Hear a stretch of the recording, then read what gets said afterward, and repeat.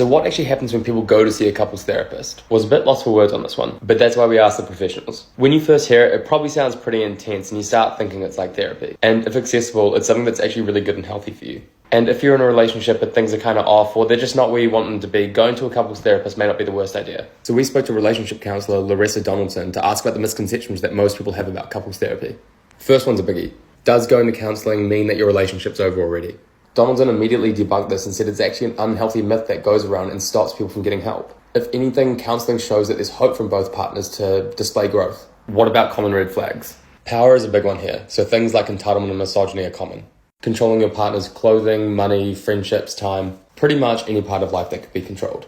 And verbal abuse is also one of these. And it's not just the intense stuff, it can be something as subtle as sarcasm. Thirdly, can you save the relationship after cheating? The answer here was, well, it depends. There are a few factors that come into it. First off, the reasoning for cheating and figuring out if you can create trust again in the aftermath. Donaldson said cheating is a symptom for something being wrong for the person doing it.